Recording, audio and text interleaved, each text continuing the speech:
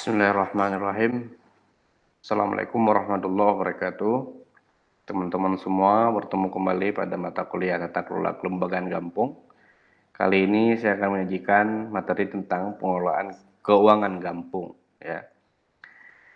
Yang pertama sekali, kita akan lihat bahwa pengelolaan keuangan Gampung itu terdiri dari beberapa tahapan.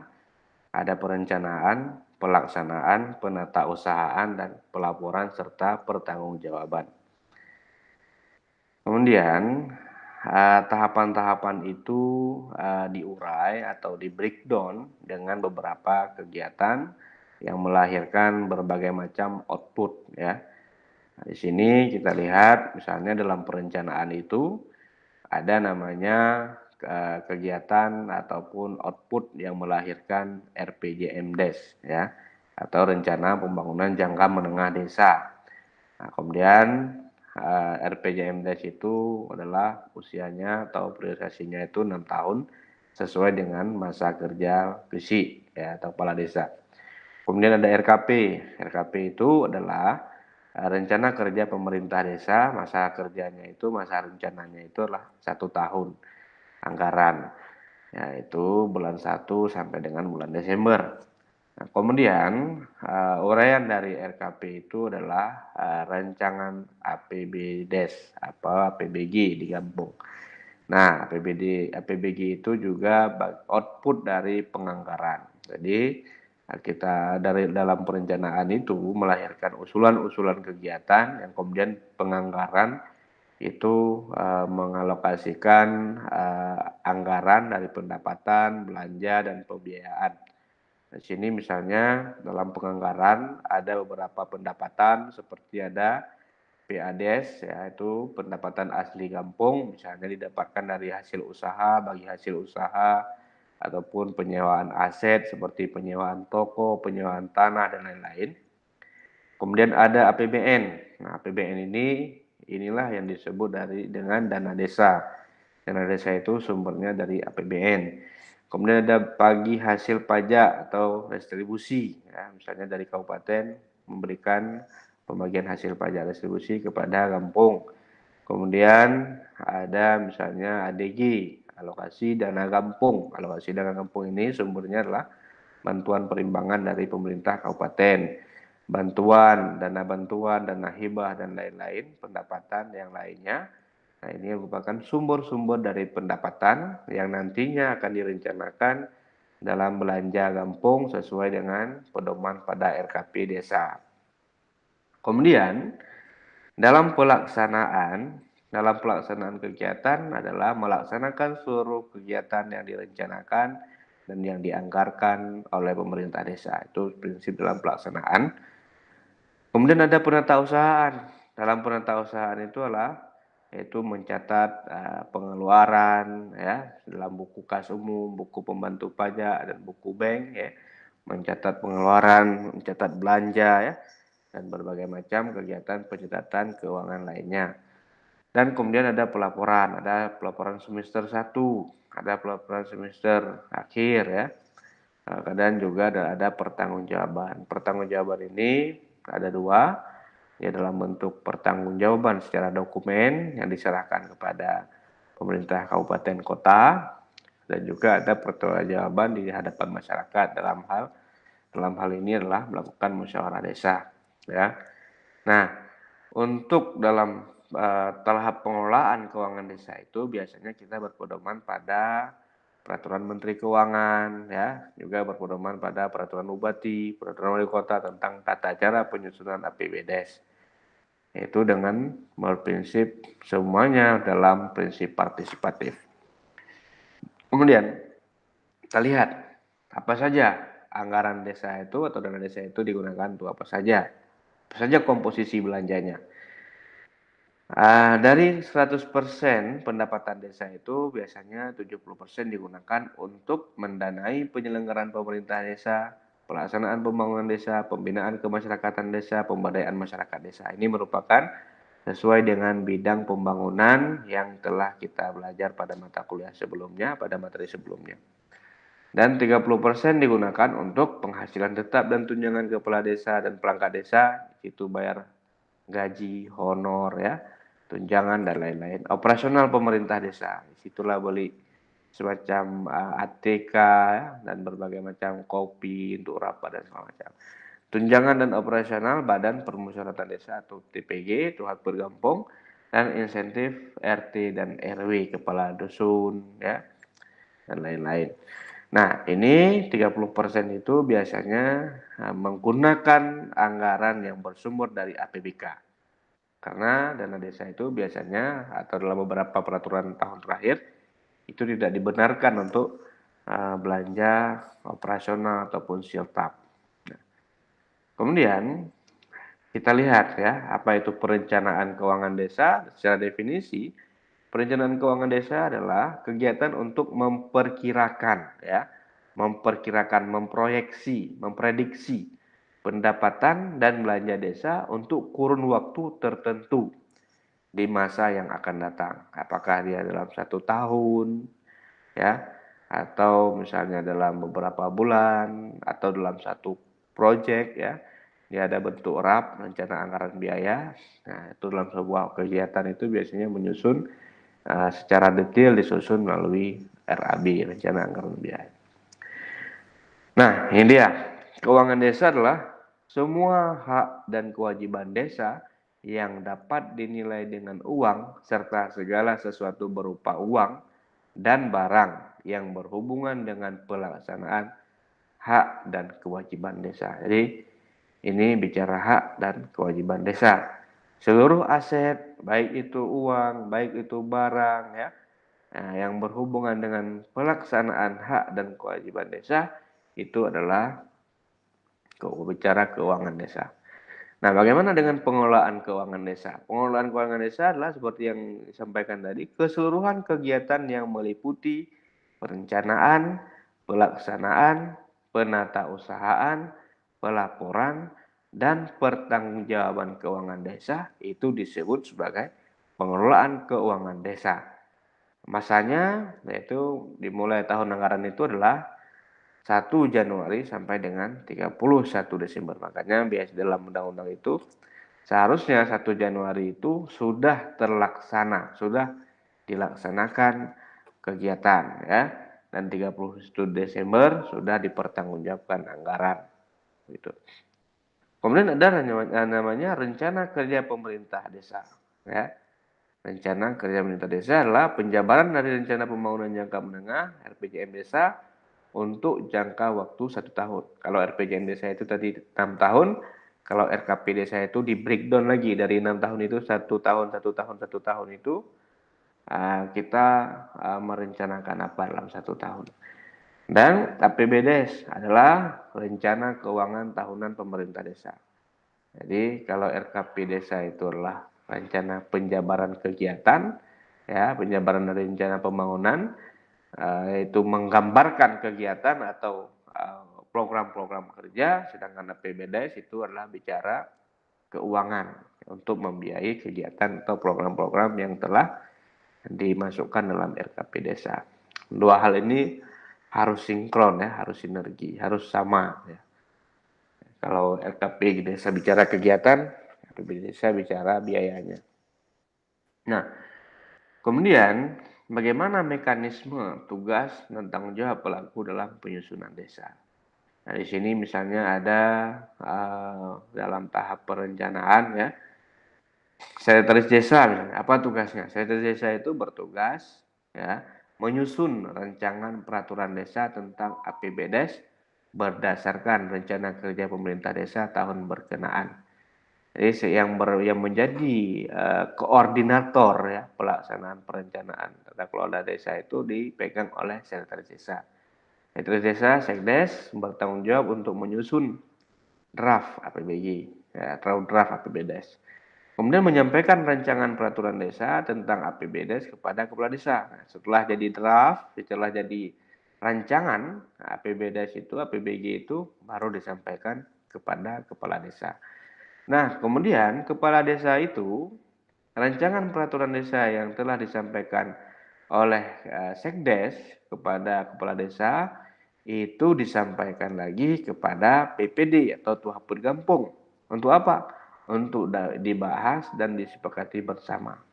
Nah, jadi tugas teknis tadi ada dari Sekdes, kemudian diserahkan kepada kepala desa atau KUSI. Kepala desa menyerahkan lagi kepada Tuhaput atau Ketua BPD, Badan Permusyawaratan Desa. Nah, kemudian kepala desa bersama-sama dengan BPD atau Tuhaput Kampung membahas rancangan peraturan itu disepakati bersama paling lambat bulan Oktober tahun berjalan. Jadi sebelum masuk tahun baru, bulan Oktober itu harusnya sudah disepakati. Nah, tapi realitanya apa yang terjadi? Realitanya di kampung-kampung kita bulan 3 masih belum dibahas. Masih tahap penyusunan, tahap perancangan ya. Nah, bulan 2 masih sibuk dengan pertanggungjawaban tahun lalu. Nah, jadi ini terus molor-molor. Nah, jadi pelan-pelan kita berupaya mendorong agar pemerintah desa itu melaksanakan pengelolaan keuangan desa itu secara tepat sasaran, ya, sesuai dengan mekanisme yang berlaku. Kemudian bupati wali kota atau didelegasikan ke camat. Nah, biasanya yang memeriksa atau mengevaluasi itu adalah camat, yaitu rancangan peraturan desa tentang APBDes itu atau draft APBG itu telah disepakati bersama, disampaikan oleh KUSI kepada camat atau sebutan lainnya ya. Nah, paling lambat 3 hari sejak disepakati untuk dievaluasi. Nah, misalnya disepakati hari Senin, maka paling telat itu hari-hari Kamis.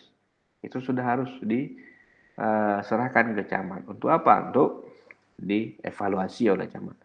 Apa yang dievaluasi? Yang dievaluasi adalah bagaimana prioritasnya, penggunaannya. Nah, jangan sampai nanti dana desa membiayai siltap atau penghasilan tetap usi. Sudah sesuai dengan aturan, sudah sesuai dengan perundang-undangan yang berlaku. Kalau sudah sesuai maka akan diterima, akan disetujui. Bupati wali kota menetapkan hasil evaluasi APBG atau draft APBG itu paling lama 20 hari kerja sejak diterima rancangan peraturan desa tentang APBDes. Kemudian draft APBG itu diserahkan kembali kepada kepala desa atau KUSI. Menindaklanjuti hasil evaluasi Bupati wali kota, melakukan perubahan, sebenarnya harus dilakukan perubahan, ya. Misalnya setelah dievaluasi ternyata ada beberapa perubahan yang tidak sinkron. Nah, kemudian revisi lagi. Pak KUSI harus juga revisi seperti kita merevisi skripsi ya. Dia harus revisi lagi. Kemudian ajukan lagi, ya, mengajukan lagi dan sampai disetujui. Apabila tidak ditindaklanjuti oleh kepala desa, Bupati wali kota membatalkan APBG dan berlaku APBG sebelumnya. Nah, jadi kalau misalnya tidak direvisi, tidak diperbaiki, tidak dihiraukan, maka camat itu memberlakukan APBG sebelumnya. Jadi tidak ada perubahan kegiatannya, tidak perubahan anggarannya. Nah, kemudian berdasarkan pasal 33 peraturan sampai dengan 34 Permendagri nomor 113 tahun 2014 tentang pengelolaan keuangan desa, perubahan peraturan desa tentang dapat dilakukan apabila terjadi. Jadi misalnya APBG itu mau direvisi atau dibuat namanya lah APBGP atau APBDes perubahan. Nah, ada ketentuannya. Apa ketentuannya? Misalnya terjadi keadaan yang menyebabkan harus dilakukan pergeseran antar jenis belanja. Misalnya ada COVID. Nah, inilah yang disebut dengan refocusing. Karena terjadi pergeseran antar jenis belanja, maka dibuatlah APBG baru. Tahun 2020 itu pemerintah desa itu kewalahan untuk merevisi APBG-nya. Ya. Kemudian keadaan yang menyebabkan sisa lebih perhitungan anggaran atau silpa tahun sebelumnya harus digunakan dalam tahun berjalan. Nah, ini karena kebanyakan silpa yang dulunya tidak terpakai dan tidak direncanakan dalam APBG, ya, maka ini juga yang menyebabkan pemerintah itu menunda-nunda perencanaan karena menunggu silpa. Berapa silpanya?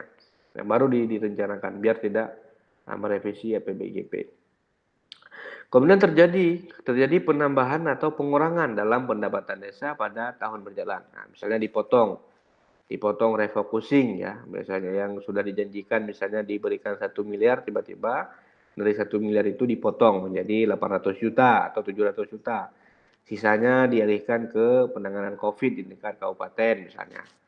Nah, atau terjadi perubahan kebijakan ya. Nah, ini akan dijadikan PBGP atau PBDes perubahan. Kemudian terjadi peristiwa khusus seperti bencana alam, krisis politik, krisis ekonomi, ya, COVID juga termasuk ya, kerusuhan sosial dan berkepanjangan ini bisa bisa dilakukan perubahan PBGP. Dan terakhir adalah perubahan mendasar atas kebijakan pemerintah dan pemerintah daerah. Nah, tahun 2020 yang lalu itu ada 3 kali perubahan peraturan tentang prioritas penggunaan dana desa. Pertama, pemerintah menerbitkan nomor 6 tahun 2019 ya. Kemudian menerbitkan kembali nomor 2 ya, tidak salah saya ya. Dan menerbitkan kembali nomor 3 yang terakhir itu peraturan ketiga itu ada 3 kali, sehingga peraturan desa tentang APBG ini harus diubah beberapa kali karena terjadi perubahan mendasar atas kebijakan pemerintah dan pemerintah daerah dalam hal pengelolaan keuangan desa. Nah, itu dari segi perencanaan ya. Nah, kemudian perubahan APBD desa hanya dapat dilakukan 1 kali dalam 1 tahun anggaran. Tata cara pengajuan perubahan APBD desa sama dengan tata cara penetapan APBD desa. Yaitu direncanakan oleh Sekdes, dibahas bersama dengan TUHP Kampung dengan Gesi, dan dievaluasi oleh camat ya. Dalam hal bantuan keuangan dari APBD provinsi dan APBK atau APBD kabupaten kota serta hibah dan bantuan pihak ketiga yang tidak mengikat ke desa disalurkan setelah ditetapkan peraturan desa tentang perubahan APBD desa. Perubahan diatur dengan peraturan kepala desa tentang perubahan APBD desa. Perubahan APBD desa disebut diinformasikan kepada TUHP. Misalnya ada bantuan keuangan dari provinsi yang dulunya kita ada BKPG ya, bantuan keuangan pemakmur kampung. Nah, tiba-tiba tidak diberitahukan, tiba-tiba ada. Tiba-tiba tahun ini ada anggaran untuk sebuah kampung. Nah, karena ada penambahan bantuan keuangan dari provinsi atau dari kabupaten kota, maka bantuan keuangan itu harus dimasukkan dalam APBG kampung. APBG ya. Nah, karena harus dimasukkan, maka dibuatlah peraturan desa tentang perubahan APBG. Artinya ada APBG perubahan. Supaya apa? Supaya bantuan keuangan itu bisa dibelanjakan secara tepat sasaran dan tepat asas hukum ya. Nah, kemudian kita lihat apa saja isi APBDes atau APBG. Isi APBG itu adalah terdiri dari 3. Yang pertama ada pendapatan desa, yang kedua ada belanja desa, dan yang ketiga itu ada pembiayaan desa. Pendapatan desa itu adalah semua penerimaan uang yang diterima dan disalurkan melalui rekening desa yang merupakan hak desa dalam 1 tahun anggaran yang tidak perlu dibayar kembali oleh desa, penggunaannya ditetapkan dalam APBDes ya. Ini adalah hak desa yang tidak perlu dibayar kembali, itu pendapatan desa. Diterima, disalurkan melalui rekening desa yang dalam 1 tahun tidak perlu dibayar kembali. Kemudian sedangkan belanja desa itulah semua pengeluaran. Kalau tadi pendapatan itu adalah penerimaan uang, kalau belanja desa itulah semua pengeluaran dari rekening desa yang merupakan kewajiban desa dalam 1 tahun anggaran yang tidak akan diperoleh pembayarannya kembali oleh desa. Misalnya setelah dibelanjakan rabat beton, maka dia jadi belanja modal. Nanti kita akan bahas lagi, ada belanja modal, ada belanja barang, dan belanja jasa. Ya. Kalau kita sudah dibelanjakan, maka tidak ada kembali lagi. Tidak kembali lagi dalam bentuk uang. Ya. Ada. Sedangkan pembiayaan desa, semua penerimaan yang perlu dibayar kembali dan atau pengeluaran yang akan diterima kembali, baik pada tahun anggaran yang bersangkutan maupun pada tahun anggaran berikutnya. Nah, ini biasa disebut dengan pembiayaan. Misalnya kita menerima pinjaman dari desa lain atau dari perusahaan. Nah, maka itu dimasukkan dalam pembiayaan. Nah, begitu juga dengan kita menyertakan modal. Desa menyertakan modal ke BUMG. Desa menyertakan modal ke sebuah perusahaan. Desa menyertakan modal ke berbagai macam usaha. dipinjamkan. Nah, itu masuk dalam pembiayaan. Dia tidak masuk dalam belanja dan tidak masuk dalam pendapatan, tapi dia masuk dalam pembiayaan. Struktur pembiayaan desa, ya.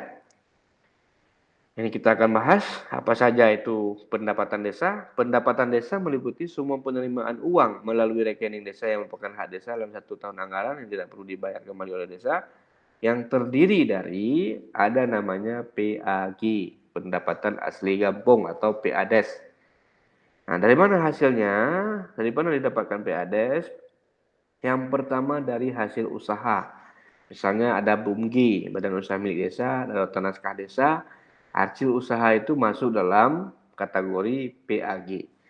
Kemudian hasil aset, misalnya ada tambatan perahu, ya diambil karcis, ya, di apa sewakan dan lain-lain. Ada pasar desa, ya, ada toko, menyewa toko, ya.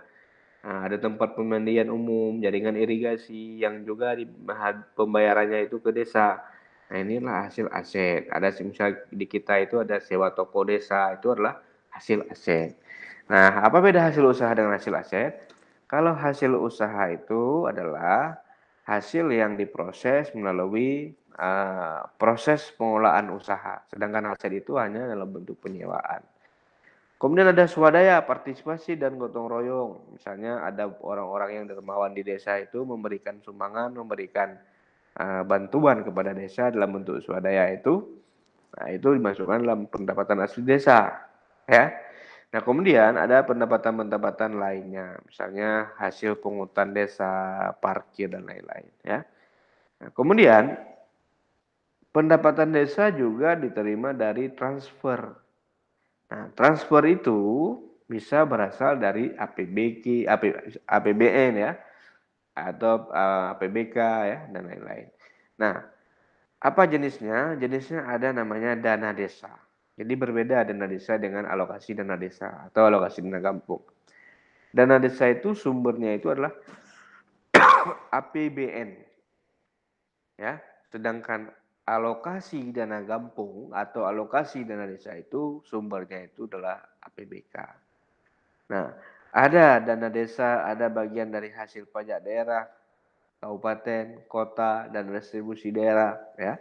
Ada alokasi dana desa, bantuan keuangan dari kabupaten atau provinsi. Dulunya kita ada apa namanya BKPG, ya.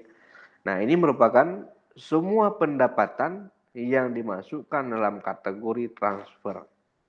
Kalau tadi PAG, PAG itu dikelola, diatur oleh desa. Nah, bisa kita buat sebuah resam kampung atau kanun kampung tentang pengelolaan PAG. Boleh saja PAG itu diberikan dikelola oleh kampung dengan memberi uang, misalnya 1 juta per kakak kalau sudah banyak sekali PAG-nya, bisa saja. Karena kewenangan mengatur PAG itu adalah di tingkat kampung. Nah, sedangkan dana desa itu pengelolaannya, penggunaannya itu diatur melalui peraturan pemerintah pusat, dalam hal ini adalah peraturan Menteri Desa. Kenapa? Karena sumber dananya itu dari pusat, dari APBN. Nah, sedangkan alokasi dana desa diatur oleh pemerintah kabupaten kota karena sumber dananya adalah dari PBK. Maka siapa yang punya uang, dia punya aturan. Jadi dana desa diatur oleh pemerintah pusat, alokasi dana desa dan distribusi daerah diatur oleh daerah. Bantuan keuangan dari APBD provinsi dan kabupaten kota dapat bersifat umum dan khusus, ya. Nah, ada sifatnya umum dikelola, ada yang khusus untuk sebuah program atau kegiatan atau sebuah proyek di kampung, itu sifatnya khusus. Bantuan keuangan bersifat khusus dikelola dalam APBD desa tapi tidak diterapkan dalam ketentuan penggunaan paling sedikit 70% dan paling banyak 30%. Itu di luar perhitungan 70% 30%. Kemudian ada namanya pendapatan desa yang bersumber dari pendapatan lain-lain. Misalnya ada dana hibah, sumbangan dari pihak ketiga yang tidak mengikat, ya. Nah, ada lain-lain pendapatan desa yang sah, antara lain pendapatan sebagai hasil kerjasama dengan pihak ketiga dan bantuan perusahaan. Ada misalnya CSR diberikan kepada desa. Nah, ini disebut dengan pendapatan lain-lain. Nah, setelah adanya pendapatan, maka ada belanja, ya. Yaitu semua pengeluaran dari rekening desa yang merupakan kewajiban desa dalam 1 tahun anggaran yang tidak akan diperoleh pembayaran kembali oleh desa. Jadi beberapa klasifikasinya itu ada beberapa kelompok ya. Nah, terkait ataupun sama dengan bidang pembangunan desa. Ada bidang penyelenggaraan pemerintahan desa. Itu belanja untuk bidang penyelenggaraan pemerintah desa, pelaksanaan pembangunan desa, pembinaan kemasyarakatan desa, pemberdayaan masyarakat desa, dan ada belanja tak terduga. Nah, belanja tak terduga itu misalnya dianggarkan untuk menanggapi bencana, ya. Nah, jadi supaya kita tidak kewalahan ketika menghadapi bencana, maka dibuatlah misalnya penanganan bencana. Nah, ini tidak terduga ya, mudah-mudahan tidak terjadi bencana. Yang sampai sudah kita anggarkan anggaran itu menunggu bencana, mudah-mudahan tidak. Tapi ini sebagai ikhtiar kita untuk mengantisipasi penanganan dampak dari bencana. Kelompok belanja dibagi dalam kegiatan sesuai dengan kebutuhan desa yang telah dituangkan dalam RKP desa, terdiri dari jenis belanja pegawai, barang, jasa, dan modal. Barjas dan modal ya. Jadi ada belanja pegawai, ada barang dan jasa, dan ada belanja modal. Kita akan lihat deh, apa belanjanya. Berdasarkan Undang-Undang Nomor 6 Tahun 2014 tentang Desa Pasal 74, ya, belanja desa itu diprioritaskan untuk kebutuhan pembangunan, diputuskan melalui masyarakat desa. Kebutuhan pembangunan meliputi tetapi tidak terbatas pada kebutuhan primer, pelayanan dasar, lingkungan, dan pemberdayaan masyarakat desa. Nah, kebutuhan primer, ya, kebutuhan primer adalah sandang, papan, dan pangan. Sedangkan pelayanan dasar adalah pendidikan, kesehatan, infrastruktur dasar. Itu disebut sebagai pelayanan dasar. Nah, kemudian ini tidak dibatasi, ya. Kemudian dapat dilakukan intensif bagi RT RW, membantu pelaksanaan tugas pelayanan, pembangunan perencanaan, pembangunan ketertiban, dan pemberdayaan masyarakat desa. Tidak terbatas adalah kebutuhan pembangunan di luar pelayanan dasar yang dibutuhkan masyarakat desa. Jadi tidak dibatasi ya untuk membelanjakan kebutuhan primer dan kebutuhan pelayanan dasar. Nah, jenis belanja ada 3 ya, seperti kita sebutkan tadi. Yang pertama ada belanja pegawai, ada belanja barang dan jasa, ada belanja modal. Nah, belanja pegawai adalah dianggarkan untuk pengeluaran penghasilan tetap, membayar gaji ya, membayar tunjangan kepala desa dan perangkat desa serta tunjangan tuhaput kampung. Jadi tuhaput itu tidak punya penghasilan tetap, tapi dia punya tunjangan. Belanja pegawai dianggarkan dalam kelompok penyelenggaraan pemerintahan desa. Jadi dia masuk dalam bidang penyelenggaraan pemerintah desa, kegiatan pembayaran penghasilan tetap dan tunjangan. Ini kelompok bidang pembangunannya. Belanja pegawai pelaksanaannya dibayarkan setiap bulan. Di setiap bulan harus dibayar belanja pegawai. Ya. Kadang-kadang kita banyak membayarnya rapel, 5 bulan sekali, 3 bulan sekali. Ya. Harusnya dibayar per bulan. Nah, di sini ada beberapa belanja barang dan jasa. Belanja barang dan jasa digunakan untuk pengeluaran pembelian pengadaan barang yang nilai manfaatnya kurang dari 12 bulan. Nah, artinya setelah dibeli dia habis pakai dalam masa 12 bulan. Misalnya alat tulis kantor, beli pulpen, beli buku, kan nggak mungkin disimpan sampai 5 tahun ya. Nggak digunakan, diplototin aja kan nggak mungkin. Jadi alat tulis itu seperti ABS, pulpen itu pasti digunakan dan habis dalam 12 bulan. Nah, benda pos seperti materai dan lain-lain ya. Pemeliharaan, cetak pengadaan, penggandaan ya, fotokopi macam-macam ya. Sewa kantor desa, sewa perlengkapan dan peralatan kantor, makanan dan minuman rapat, pakaian dinas, atribut, perjalanan dinas, upah kerja, honorarium sumber, operasional pemerintah desa, operasional tuhapul kampung ya, dan berbagai macam barang-barang yang diberikan kepada masyarakat ya. Nah, ini nilainya nilai manfaatnya kurang dari 12 bulan. Artinya tidak bisa digunakan untuk masa tahun yang akan datang. Ya, habis pakai dalam satu tahun. Barang dan jasa juga dimasuk dalam insentif, termasuk dalam insentif bantuan uang untuk operasional lembaga RT RW dalam rangka membantu pelaksanaan tugas pelayanan pemerintah. Ya, misalnya bisa juga dalam seperti Karang Taruna, insentif pemuda ya, insentif Tungku Imum dan insentif lembaga kemasyarakatan desa yang sudah kita belajar pada materi sebelumnya. Nah, kemudian ada belanja modal. Belanja modal digunakan untuk pengeluaran dalam rangka pembelian pengadaan barang atau bangunan yang nilai manfaatnya lebih dari 12 bulan. Misalnya kita beli meja, kan nggak mungkin dalam 1 tahun kita beli meja, tahun depan kita hilangkan.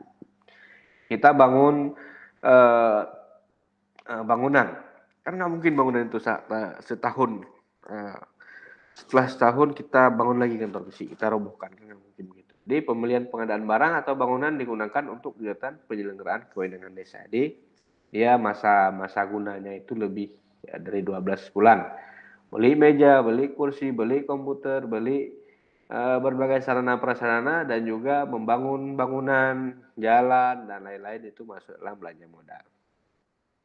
Nah, ini dia. Objek belanja modal itu ya seperti belanja bentuk tanah, belanja peralatan dan mesin, komputer ya, belanja gedung dan bangunan, membangun gedung, membangun bangunan, bangun jalan, bangun irigasi, ya, jaringan dalam skala desa ya. Ini adalah objek belanja modal. Nah, kemudian ada belanja tak terduga, yaitu dalam keadaan darurat atau kondisi luar biasa, pemerintah desa dapat melakukan belanja yang belum tersedia anggarannya. Maka dibuatlah belanja tak terduga dalam bentuk gelondongan ya. Misalnya disimpan 50 juta, 100 juta atau keadaan darurat atau kejadian luar biasa merupakan keadaan yang sifatnya tidak biasa atau tidak diharapkan berulang atau mendesak. Keadaan darurat itu antara lain dikarenakan bencana alam seperti banjir ya, berbagai macam, sosial, kerusakan sarana dan prasarana dan lain-lain. Kejadian luar biasa karena wabah, misalnya wabah COVID ya, wabah corona, wabah virus dan lain-lain. Keadaan darurat dan luar biasa ditetapkan dengan keputusan bupati wali kota. Nah, karena nggak bisa kita membuat itu darurat kalau tidak ditetapkan dengan SK bupati. Jangan kita buat-buat tapi ada peraturannya. Kegiatan dalam keadaan darurat dianggarkan dalam belanja tidak terduga. Nah, inilah fungsi biaya tak terduga, belanja tak terduga. Ya. Nah, tadi ada pendapatan, ada belanja, dan sekarang kita masuk dalam pembiayaan. Pembiayaan desa merupakan semua penerimaan yang perlu dibayar kembali dan atau pengeluaran yang akan diterima kembali baik pada tahun anggaran yang bersangkutan maupun pada tahun-tahun anggaran berikutnya. Nah, terdiri dari dua, penerimaan pembiayaan, yaitu penerimaan yang perlu dibayar kembali pada tahun anggaran berjalan maupun tahun anggaran berikutnya, terdiri seperti silpa. Nah, silpa itu masuk dalam pembiayaan. Pencairan dana cadangan, ini di Kota Banda Aceh itu ada dana revolving namanya, yang disimpan di salah satu bank, yang dana itu merupakan dana cadangan yang bisa dicairkan kapan saja. Kemudian ada hasil penjualan kekayaan desa yang dipisahkan. Misalnya menjual aset ya. Ini jadi masuk dalam penerimaan pembiayaan. Pengeluaran pembiayaan adalah pengeluaran yang akan diterima kembali pada tahun anggaran berjalan maupun tahun anggaran berikutnya yang terdiri dari pembentukan dana cadangan. Nah, misalnya dana revolving itu di store pada tahun anggaran sekarang, itu masuk dalam pengelolaan pembiayaan. Kemudian ada penyertaan modal desa, misalnya disertakan modal desa ke BUMG 100 juta, maka dia bentuknya pembiayaan desa. Nah, catatan, silpa tahun sebelumnya merupakan penerimaan pembiayaan yang digunakan untuk menutupi defisit anggaran apabila realisasi pendapatan lebih kecil daripada realisasi belanja. Yang kedua adalah mendanai pelaksanaan kegiatan lanjutan. Misalnya yang tahun lalu dianggarkan satu gedung itu 200 juta. Tiba-tiba setahun sudah habis masa kerja, yang dihabiskan uang itu 100 juta. Gedungnya masih setengah. Maka dimasukkan dalam silpa dan mendanai pelaksanaan kegiatan, dilanjutkan kegiatannya. Mendanai kewajiban lainnya yang sampai dengan akhir tahun anggaran belum diselesaikan. Ini juga hampir sama. Kemudian ada dana cadangan ya, dana cadangan yaitu mendanai kegiatan yang menyediakan dananya tidak dapat sekaligus sepenuhnya dibebankan dalam 1 tahun anggaran. Dicicil bahasanya ya.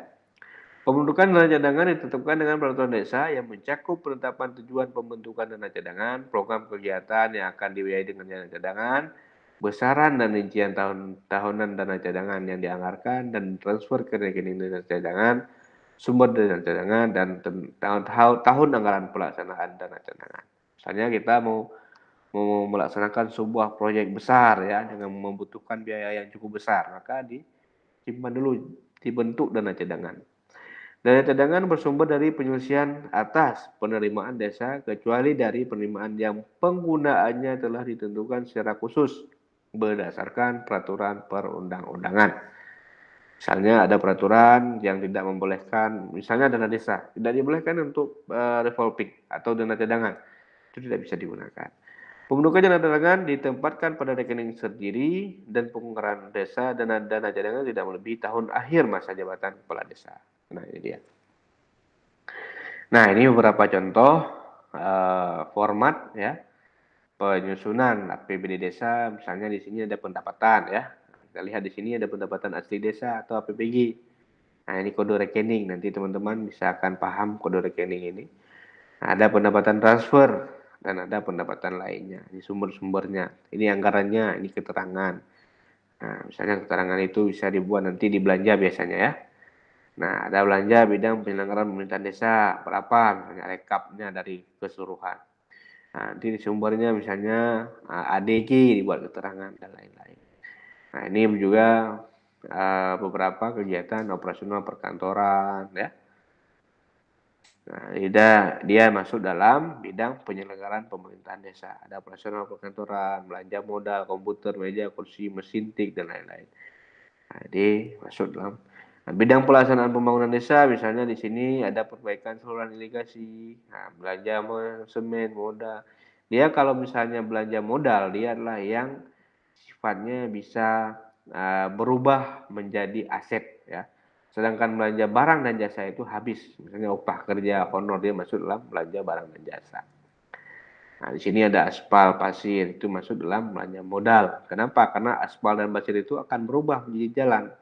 Sedangkan upah dan honor itu tidak berubah menjadi jalan, tapi digunakan sebagai belanja yang dikeluarkan untuk mengerjakan proyek. Ada bidang pembinaan masyarakat dan bidang pemberdayaan masyarakat. Ada bidang tak terduga ya.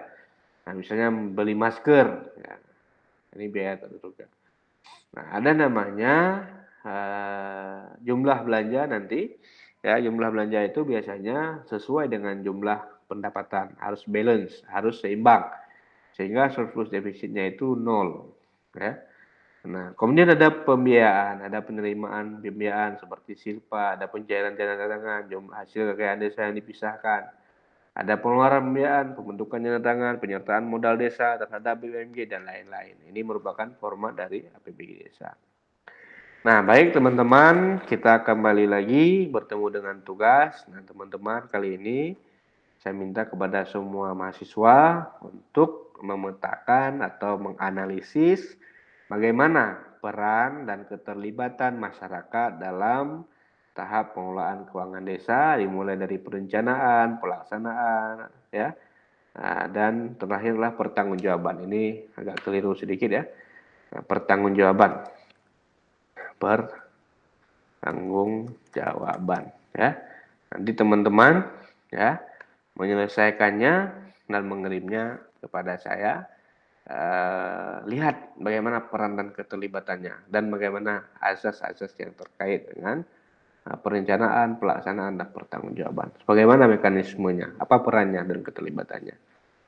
Baik, untuk pertemuan ini kita cukupkan sampai di sini dulu. Lebih dan kurang saya maaf. Billahi taufik wal hidayah. Assalamualaikum warahmatullahi wabarakatuh.